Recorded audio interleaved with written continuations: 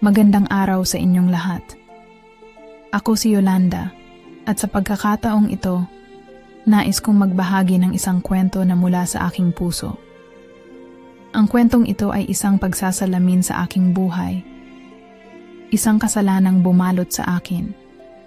Isang lihim na itinago ko sa madilim na sulok ng aking konsensya. Hindi ko alam kung paano ito sisimulan, kung paano ipapaliwanag ang isang bagay na kahit ako mismo ay hindi kayang tanggapin ng buo. Pero sa pagkakataong ito, ibubuhos ko ang lahat. Sana, kahit paano, may makaintindi. Nakaupo ako sa gilid ng kama.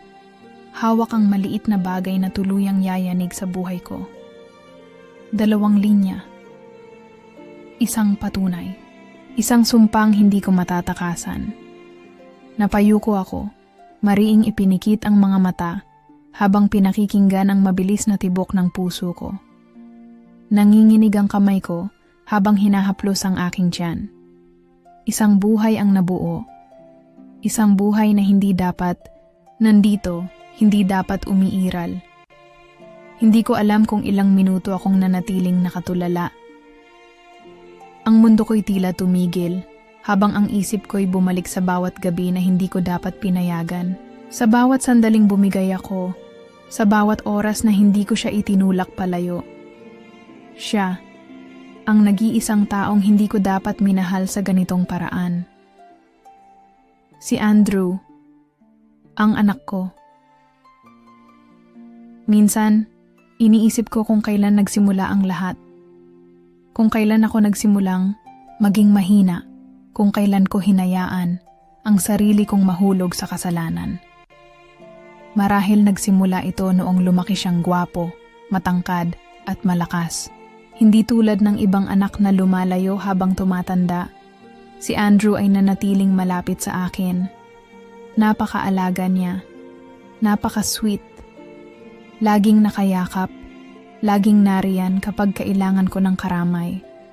Ang mga yakap niya, ang init ng kanyang katawan sa tabi ko, ang malalim niyang boses tuwing tinatawag niya akong mama, lahat iyon ay unti-unting lumason sa akin. Hindi ko alam kung paano nagsimulang mag-iba ang tingin ko sa kanya. Hindi ko alam kung paano nagbago ang pakiramdam ko tuwing naglalakad siya palabas ng banyo, nabasa pa ang buhok, tuwing humihilig siya sa akin habang nanonood kami ng TV, tuwing nadarama ko ang init ng hininga niya, malapit sa aking balat. At isang gabi, naganap ang hindi dapat mangyari. Gabi iyon ng bagyo. Malakas ang ulan at nag-brown out sa buong bayan. Walang liwanag, kundi ang panakanakang kidlat sa labas ng bintana. Nakaupo ako sa gilid ng kama. Basang-basa ng ulan matapos kong takbuhing isara ang mga bintana sa sala. Naramdaman ko ang malamig na hangin na dumadampi sa balat ko. Ang manipis kong damit na dumidikit sa aking katawan. Alam kong nakatayo siya sa likod ko. Nararamdaman ko ang titig niya. Ma, basa ka. Anya. At naramdaman ko ang mainit niyang kamay na humawak sa aking balikat. Napakurap ako. Nag-angat ng tingin. At doon ko nakita ang paraan ng pagtingin niya sa akin. Hindi bilang isang ina, kundi bilang isang babae. Dapat ay tumayo ako. Lumayo, pero hindi ko nagawa. Naramdaman ko ang pagdampi ng kanyang daliri sa aking pisngi, ang dahan-dahang paghaplos pababa sa aking braso. May kung anong init ang lumaganap sa katawan ko. Isang bagay na matagal ko nang hindi naramdaman. Napalunok ako, pilit nilalabanan ang nararamdaman ko. Pabulong niyang tawag sa akin. Mahina, puno ng emosyon. Wala akong naisagot. Hindi ko kayang magsalita. Dahil kung magsasalita ako, baka masabi ko ang isang bagay na hindi ko dapat sabihin. At nang lumapit siya, nang bumaba ang kamay niya sa baywang ko, hindi ko na alam kung paano ako lalaban pa. Dapat ay itinulak ko siya, pero hindi ko ginawa. Dapat ay sinabi kong mali ito, pero wala akong boses na lumabas.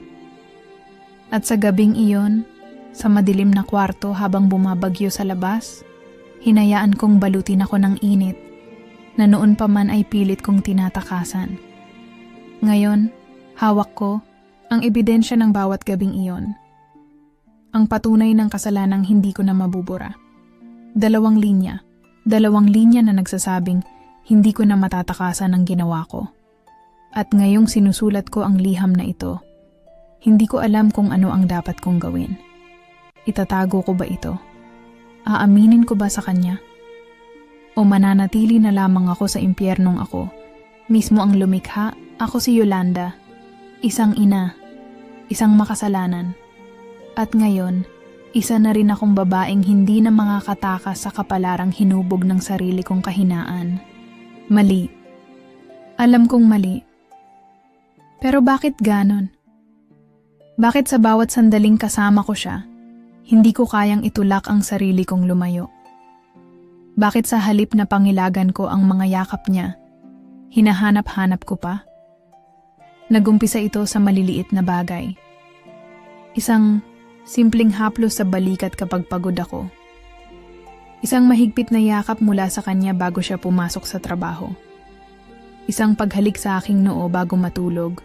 Mga bagay na noon ay pangkaraniwan lamang, pero kalaunan ay nagdala ng ibang init sa katawan ko. Sa tuwing dadaan siya sa harapan ko, naamoy ko ang kanyang pabango. Matapang, lalaking lalaki. Sa tuwing hahawak siya sa kamay ko, nararamdaman ko ang init ng kanyang palad. Lalo na tuwing tinititigan niya ako. Mahaba, matalim, parang may gustong sabihin pero hindi kayang bigkasin. At dumating ang gabing hindi ko na siya kayang iwasan. Hating gabi noon, ang tanging ilaw sa bahay ay ang mahina at mainit na liwanag mula sa lampshade sa tabi ng kama ko. Hindi ako makatulog. Paulit-ulit na bumabalik sa isipan ko ang gabing bumagyo. Ang pagyakap niya sa akin sa dilim. Narinig kong bumukas ang pinto ng kwarto niya. Mahina ang tunog ng yapak sa sahig. Alam kong papunta siya sa akin at kahit hindi ko siya nakikita, naramdaman ko ang presensya niya sa dilim. Mahina ang boses niya, halos pabulong. Nagkunwari akong natutulog pero naramdaman kong lumapit siya. Marahang umupo sa gilid ng kama ko. Mainit ang kamay niyang dumampi sa braso ko. At nang dumulas yun pababa sa aking palad, hindi ko napigilan ang sarili kong humigpit ang kapit sa kanya. Hinila niya ako palapit. At sa isang iglap, nasa bisig ko na siya. Nanginginig ang katawan ko, pero hindi dahil sa takot. Nakadikit ang dibdib niya sa likod ko. Dama ko ang tibok ng puso niya. Mabilis, parang sinasalubong ang akin. Hindi siya gumalaw, hindi rin nagsalita. Naramdaman ko lang ang mabigat niyang paghinga sa leeg ko. Mainit, nagdadala ng kilabot sa buong katawan ko. Dapat hindi ganito. Mahina kong sabi. Pero hindi ko rin kayang ipilit ang sarili kong lumayo. Hindi ko kayang lumayo sa'yo, Ma. Napapikit ako. Hindi ko kayang sagutin iyon. Dahil alam kong ganon din ang nararamdaman ko. Naramdaman ko ang labi niya sa gilid ng leeg ko, mainit, bahagyang dumadampi lang, parang sinusubok kong itutulak ko siya palayo, pero hindi ako gumalaw. Sa halip, napasinghap ako, hinayaan ang sarili kong lasapin ang sandaling ito. Ang sandaling hindi dapat mangyari, pero hindi ko kayang pigilan. Hinayaan kong bumalot ang braso niya sa baywang ko. Hinayaan kong maramdaman ang init ng katawan niya laban sa akin. Dahan-dahang gumapang ang kamay niya sa tiyan ko. Banayad ang bawat galaw. Parang tinatandaan ang bawat pulgada ng balat ko. Andrew, wala na akong lakas para sa iba pang salita. Napakapit ako sa braso niyang nakapalibot sa akin, parang doon ako kumukuha ng lakas para huwag bumigay. Pero sa totoo lang, lalo lang akong bumabagsak sa kanya. Hindi ko na alam kung ilang minuto kaming nanatili sa ganong posisyon.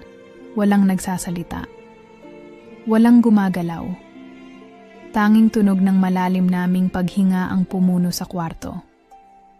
At nang lumalim ang gabi, nang maging mas mapanganib ang bawat segundo na magkasama kami sa ilalim ng iisang kumot, doon ko lang napagtantong, wala na akong ibang matatakbuhan. Tapos na. Sa gabing ito, tuluyan na akong hindi ako makatingin sa kanya kinaumagahan. Nakahain na ang almusal sa lamesa, pero nanatili akong nakaupo, nakayuko, nilalaro ang kutsara sa aking mga daliri.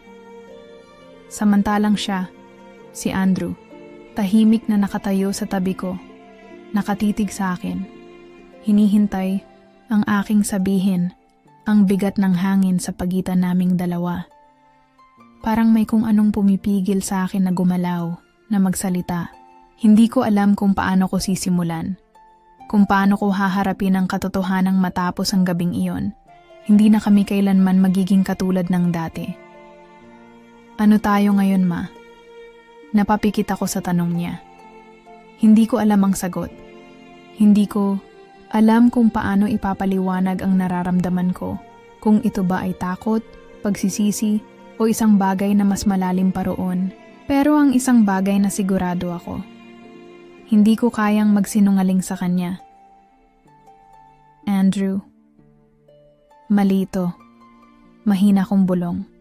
Halos hindi ko rin marinig ang sarili kong tinig. Ngunit sa halip na sumang-ayon, lumapit siya sa akin.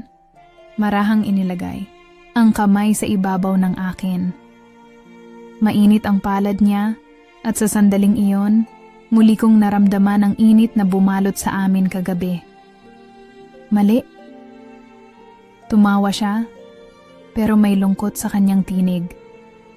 Pero bakit ang sarap sa pakiramdam? Napatingin ako sa kanya, sa mga mata niyang puno ng damdamin. Hindi lang pagnanasa, kundi isang bagay na mas matimbang, mas totoo. Andrew, anak kita. Alam ko, sagot niya agad, walang pag-aalinlangan. Pero hindi ko kayang itanggi ang nararamdaman ko. Hindi ko alam kung paano ko siya titigan.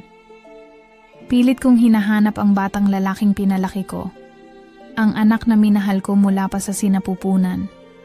Pero sa harapan ko ngayon, hindi ko na siya nakikita bilang isang bata. Hindi ko na siya nakikita bilang isang anak. Nakikita ko siya bilang isang lalaki. At ang mas masakit, alam kong ganoon na rin ang tingin niya sa akin. Hindi ko namalayan nang lumapit siya. Hindi ko rin namalayang nakayakap na siya sa akin mula sa likuran. Hinahaplos ang aking balikat. Hinihigpitan ng yakap para bang natatakot na mawala ako sa kanya. Sabihin mo lang, Ma. Bulong niya sa leeg ko. Mainit ang hininga. Nagpapadala ng kilabot sa buo kong katawan. Sabihin mong tumigil ako at titigil ako. Napakapit ako sa gilid ng mesa, pilit na nilalabanan ang sarili. Pero paano ko lalabanan ang isang bagay na matagal nang bumalot sa akin? Isang damdaming matagal ko, nang tinatago isang uhaw na siya lang ang nakakapawi. Hindi ko siya kayang itulak palayo. At sa puntong iyon, alam kong simula noong gabing yon, hindi na kami bumalik sa dati. Hindi ko na siya kayang tingnan nang walang nararamdaman. Hindi ko na siya kayang kausapin nang walang bahid ng pag-aalinlangan. Kahit anong gawin ko, kahit ilang beses kong pilitin ang sarili kong kalimutan ang nangyari, hindi ko magawa. Dahil gabi-gabi, paulit-ulit niyang binibigkas ang pangalan ko sa pagitan ng kanyang mga halik. Paulit-ulit niyang idinidikit ang katawan niya sa akin. Hinahanap ang init na ako mismo ang nagturo sa kanya at gabi-gabi, paulit-ulit akong bumibigay. Wala na kaming salitang kailangang sabihin. Sa tuwing magtatama ang mga mata namin, sapat na ang isang tingin para maintindihan namin ang isa't isa. Sapat na ang isang dampi ng kanyang kamay sa aking balat para bumigay ang natitira kong katinuan. Pero alam kong mali. Alam kong isang araw, hahabulin kami ng realidad at dumating na nga ang araw na iyon. Isang umaga, habang nag-aayos ako ng lababo sa kusina, biglang may kumatok sa pinto. Pagbukas ko, bumungad sa akin si Aling Nida, ang matandang tsismosa sa kabilang bahay. May hawak siyang basket ng prutas, pero hindi iyon ang dahilan kung bakit siya nandito. Yolanda, panimula niya, malalim ang tingin. May napapansin akong kakaiba sa bahay mo. Nanlamig ang katawan ko. Ha? Ano pong ibig niyong sabihin? Pilit kong nangiti. Pilit na pinapakalma ang sarili. Lumingalinga siya. Tila sinisiguradong walang ibang makakarinig bago siya lumapit sa akin at bumulong. Yung anak mo, bakit parang masyado na siyang malapit sa'yo? Halos maputol ang hininga ko. Natural lang naman siguro yun, di ba?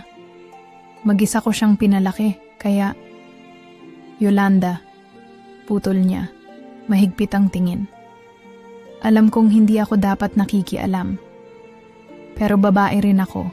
Alam kong may tinatago ka. Hindi ko alam kung paano ako makakasagot. Anong ibig mong sabihin, Aling Nida? Napangisi siya. Anak mo si Andrew, pero iba ang tingin niya sa'yo. At iba rin ang tingin mo sa kanya. Halos hindi ko na narinig ang sumunod niyang sinabi. Dahil sa isang iglap, parang bumukas ang lupa sa ilalim ng mga paa ko. May nakakahalata na, at kung may isa nang nakakaalam, gaano pa kaya katagal bago malaman ng iba?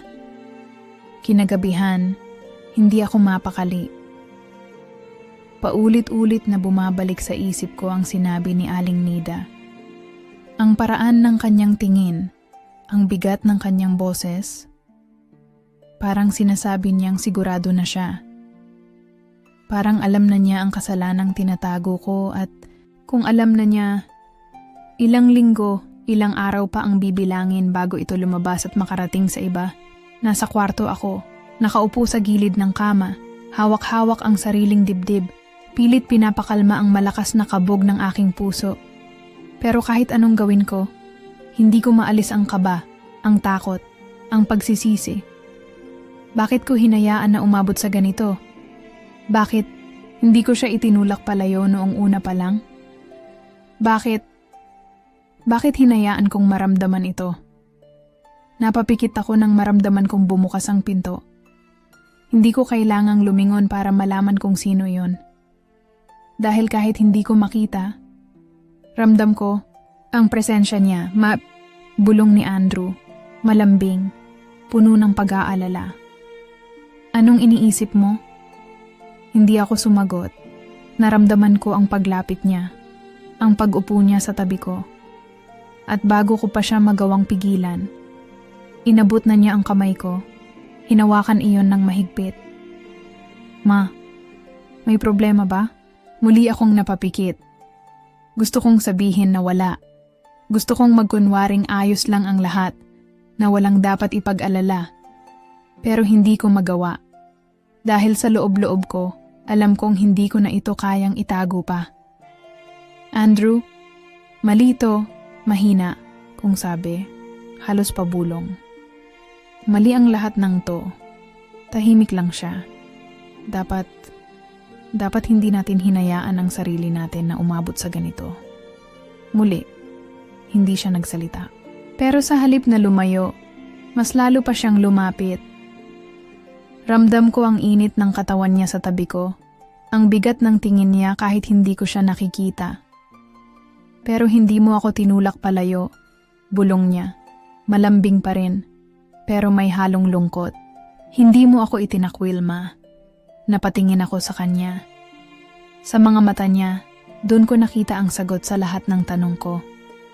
Dahil kahit ilang beses kong itanggi, kahit ilang beses kong pilitin ang sarili kong burahin ang nararamdaman ko, mahal ko siya. Pero hindi dapat. Dahil hindi ko lang siya basta mahal. Anak ko siya.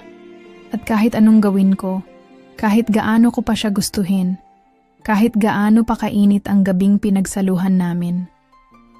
Alam kong hindi namin kailanman mababago ang katotohanan at ang pinakamasakit sa lahat, sa kabila ng lahat ng ito, hindi ko pa rin siya kayang bitawan. Kinaumagahan, hindi pa man sumisikat ng husto ang araw, bumangon na ako. Pagod ang katawan ko, mabigat ang pakiramdam, pero alam kong hindi ako pwedeng magpatalo sa takot. Kailangan ko nang tapusin to. Kailangan ko nang itama ang pagkakamali namin. Nakahanda na akong kausapin si Andrew. Nakahanda na akong sabihin sa kanya na hindi na kami pwedeng magpatuloy. Na kailangan naming kalimutan ang nangyari, kahit pa gaano kasakit. Pero bago ko pa siya matawagan, biglang may kumatok sa pinto. Mabilis kong pinahid ang luha ko bago ako tumayo at binuksan ang pinto. Si Aling Nida. Pero hindi lang siya mag-isa. Kasama niya ang 2 pang kapitbahay, si Mang Ruel at si Aling Marta. At sa paraan ng tingin nila sa akin, sa paraan ng panlalamig ng paligid, alam kong may hindi magandang mangyayari. Yolanda, panimula ni Aling Nida, mahigpit ang kanyang boses. Alam na namin, nanlamig ang buong katawan ko. Haha? Hindi ko alam kung paano ako gagalaw. Hindi ko alam kung anong isasagot ko. Hindi mo na kailangang magpaliwanag. Dugtong ni Aling Marta. Halos pabulong, pero ramdam ang bigat ng salita. Napapansin na namin ito matagal na. Pero ngayon, sigurado na kami. Napaatras ako, parang gusto kong takasan ang sandaling ito. Pero kahit anong gawin ko, hindi ko kayang tumakas dahil nasa harapan ko na ang katotohanan. Nakita ka namin kagabi, singit ni Mang Ruel, nakatingin ng diretsyo sa akin.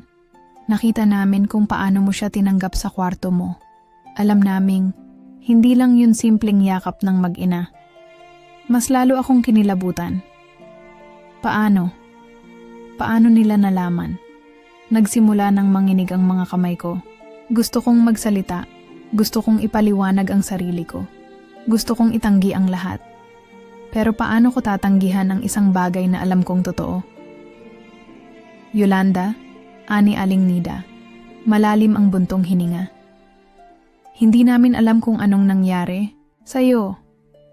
Pero mali ito. Alam kong mali. Alam kong kailanman hindi ito dapat nangyari.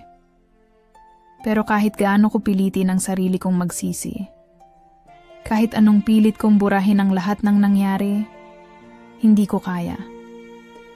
Dahil ang mas masakit sa lahat, sa kabila ng lahat ng ito, hindi ko alam kung kaya ko talagang bitawan si Andrew. Hindi ko alam kung paano ako nakatayo pa sa harap ng 3 taong ngayon ay humahatol sa akin gamit ang kanilang mga mata. Parang hindi ako makahinga. Parang bumagsak ang mundo ko sa isang iglap. Walang kahit anong maitatago habang buhay, Yolanda. Patuloy ni Aling Nida. Malalim ang kanyang tingin sa akin. At ang ganitong klaseng kasalanan, hinding-hindi mo maitatago magpakailanman. Hindi ko alam kung anong sasabihin ko. Pero bago pa ako makapag-isip ng kahit anong paliwanag, isang pamilyar na boses ang sumingit. Ma? Napalingon ako. Nakatayo sa may hagdanan si Andrew, halatang kagigising lang. Gulo-gulo pa ang buhok niya at kita sa kanyang mga mata ang pagtataka. Pero nang mapansin niya ang 3 tao sa harapan namin, unti-unting nagbago ang kanyang ekspresyon. Naging seryoso, naging malamig, at sa isang iglap, naintindihan niya. Anong ginagawa nila dito? Tanong niya. Matigas ang boses. Nakita kong napatingin sa kanya sina Aling Nida. Alam kong may sasabihin sila, pero hindi ko na hinintay pang lumabas ang mga salita nila. Andrew, bumalik ka sa kwarto mo. Mahina pero matigas ang utos ko. Pero hindi siya gumalaw. At sa halip na sumunod, mas lalo pa siyang lumapit. Pinagmasdan niya ang mukha ko. na parang binabasa niya kung ano ang nangyayari. At nang makita niya, ang lungkot at takot sa mga mata ko, sumikip ang panga niya. May sinabi ba silang masama sa'yo, Ma? Halos mapasigaw ako sa sobrang kaba. Andrew, hindi ito tungkol doon. Alam mo ba ang pinagsasabi nila sa kanya? Putol ni Andrew, tumingin ng matalim kina Aling Nida. Alam mo ba kung anong pakiramdam ng husgahan ng taong ni hindi naman alam ang buong kwento? Alam namin ang sapat, sagot ni Aling Nida, hindi umatras sa tingin ni Andrew. At hindi kami bulag, Andrew. Kitang-kita namin kung ano ang nangyayari. Muli akong lumingon kay Andrew, na ngayon ay tila pinipigil ang kanyang galit. Walang nakakaalam kung ano ang meron kami. Madiin niyang sagot.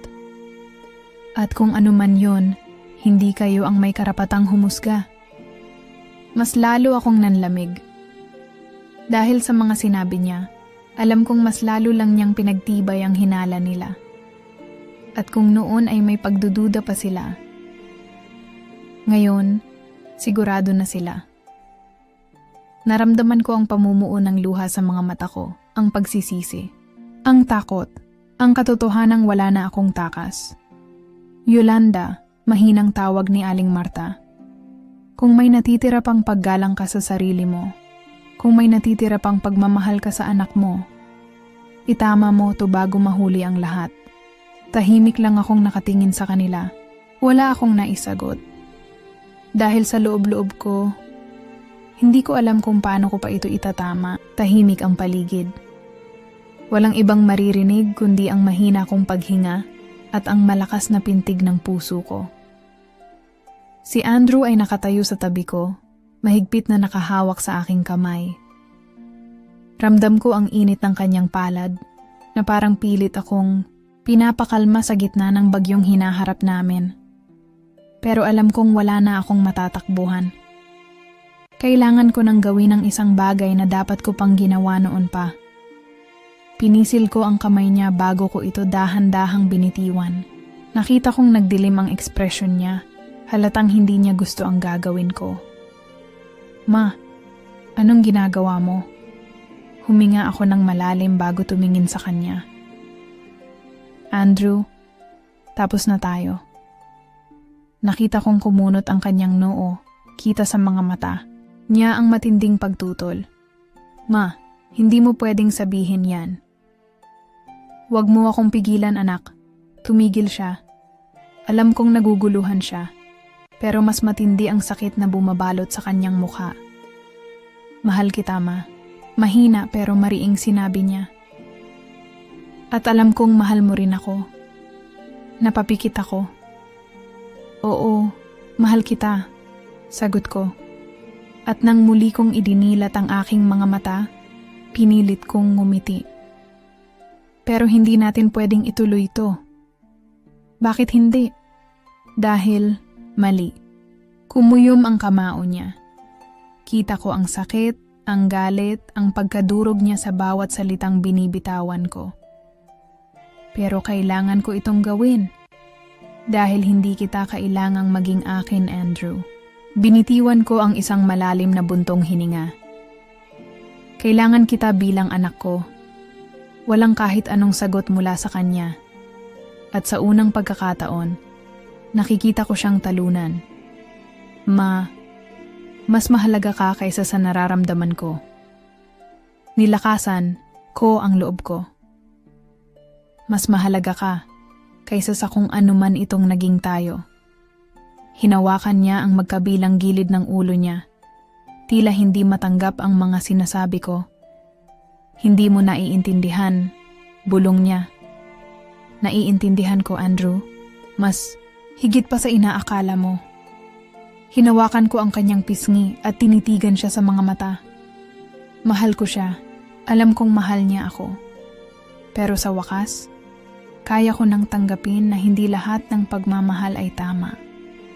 At hindi lahat ng pagmamahal ay kailangang ipaglaban. Patawad. At sa huling pagkakataon, niyakap ko siya ng mahigpit.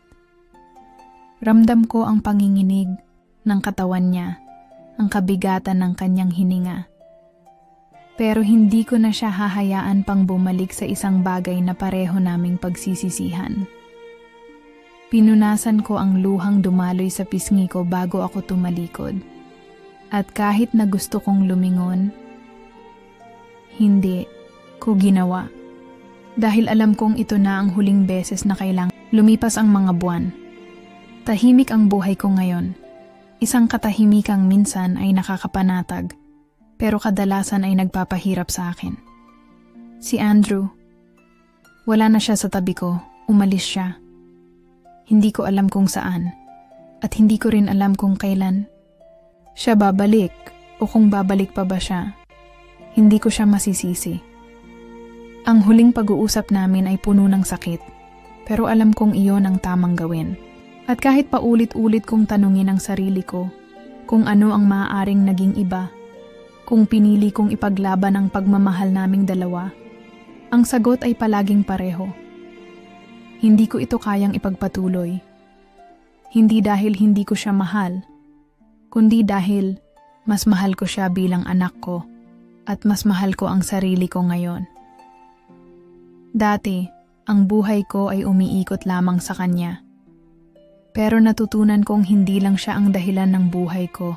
Kailangan kong bumangon, lumaban, at tanggapin na ang nakaraan ay bahagi lamang ng isang mas malaking kwento. Ang tiyan ko ay lumalaki na. May buhay sa loob ko. Isang buhay na hindi ko pa alam kung paano haharapin. Takot ako. Hindi ko alam kung kailan ako magiging handa. Pero isang bagay ang sigurado. Hindi ko hahayaang lumaki ang batang ito na may parehong sakit na dinadala ko. Hindi ko alam kung kailan ko muling makikita si Andrew, pero umaasa akong balang araw, mapapatawad niya ako. At mas higit sa lahat, mapapatawad ko rin ang sarili ko. Ngayon, may bagong kabanata na nagsisimula sa buhay ko.